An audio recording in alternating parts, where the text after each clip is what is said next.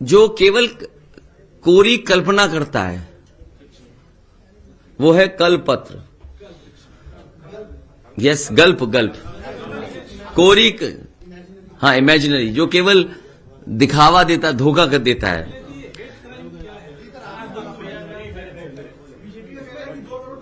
और जो बीजेपी ने कहा है उसके लिए बाकायदा हम लोगों ने तैयारी कर करके, और तैयारी के साथ साथ उस पर वित्तीय कितना पैसा भार पड़ेगा वो सब बातें कही गई हैं और लिखी हैं। हम लोगों ने बाकायदा उसको कैलकुलेट किया है।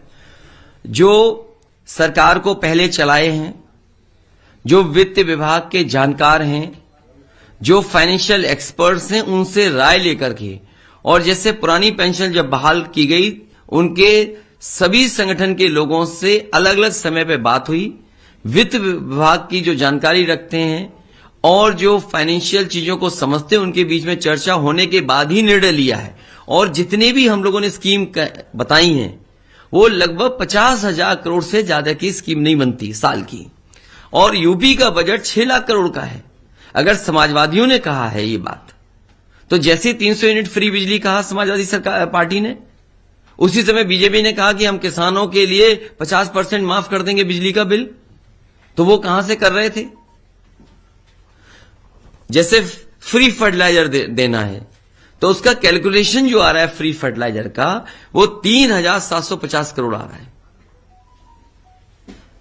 अगर फ्री एलपीजी जो सिलेंडर देना है हमें, उसका कैलकुलेशन लगभग 3,250 करोड़ आ रहा है। जो फार्मर रिवॉल्विंग फंड बना रहे हैं, क्योंकि किसान कभी धरने पर आंदोलन पे ना बैठे, अक्सर चीनी मिलें भुगतान नहीं कर पाती हैं, कई बार किसान के ऊपर संकट आ जाता है, बेमौसम बारिश हो जाए, कोई और कारण हो जाए जिससे परेशानी में चला जाता है, कहां से मदद हो, इसलिए फार्मर रिवॉल्विंग फंड बनाया गया है 10,000 करोड़ रुपए का। 10,000 करोड़ का फार्मर्स रिवॉल्विंग फंड है जो किसानों की मदद करेगा।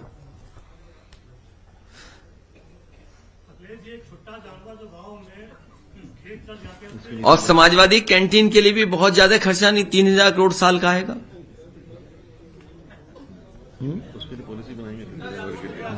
जहां ये अन्ना जानवर, छुट्टा जानवर और गाय सेवा के लिए और एक लोगों को हटाना भगाना, आज भी जब अखबार उठाकर के मैंने देखा तो एक वृद्ध जो बुजुर्ग थे, सांड से ने टक्कर मार दी, वो मर गए मैनपुरी में।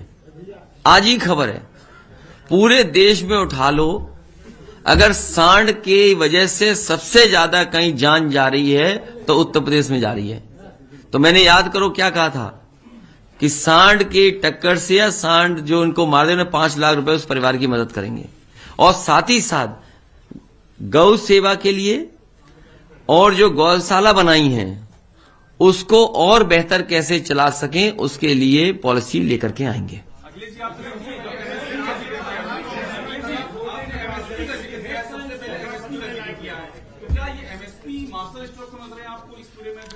देखिए, इस एमएसपी देने के लिए खरीद केंद्र, मंडी और इंफ्रास्ट्रक्चर बिना बनाए संभव नहीं है।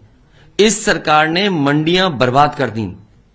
सब मंडियों का जो काम शुरू हुआ था वो बंद कर दिया। धान हो, आज मैंने सुना है कि धान के लिए कुछ कह रहे थे कि धान खरीद होगी। 5 साल इन्होंने धान नहीं खरीदा, किसी किसान का धान नहीं खरीदा। जैसे मैं धान के लिए खरीद के केंद्र बने और जो कुछ भी नुकसान हो सरकार व्यय करे उसको। तो एमएसपी दिलाने की काम समाजवादी सरकार में होगा।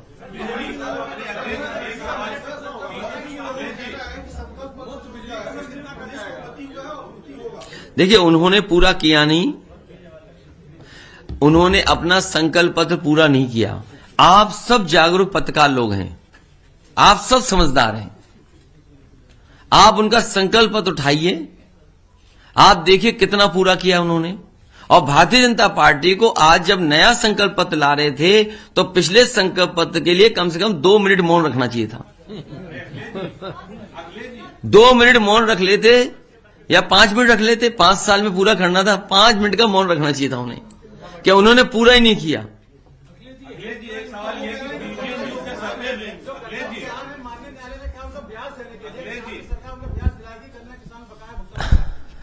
ये सरकार बनने पर इसका जवाब दूंगा, और समय पर भुगतान हो जाएगा तो ब्याज नहीं देना पड़ेगा। इसीलिए फार्मर्स रिवॉल्विंग फंड बनाया जा रहा है कि किसान को न धरने पे बैठना पड़े और ना ही किसी के ऊपर परेशानी आए। हमारा लक्ष्य यह है कि किसान का समय पर भुगतान हो जाए। जब समय पर भुगतान हो जाएगा तो इंटरेस्ट के सवाल ही नहीं है।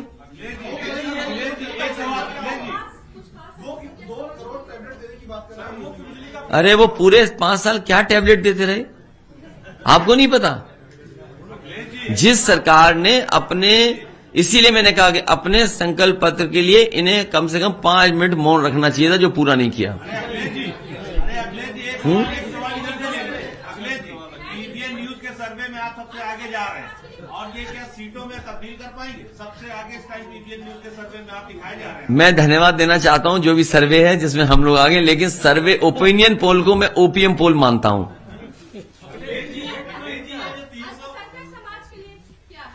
इसमें आप पूरा पढ़ेंगी तो आप पाएंगी हर वर्ग के लिए है, और विशेषकर अल्पसंख्यक समाज के लिए भी है।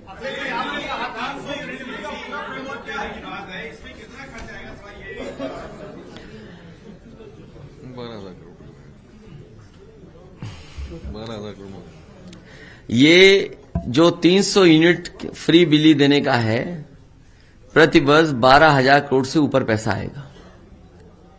12,000 करोड़ रुपए साल का।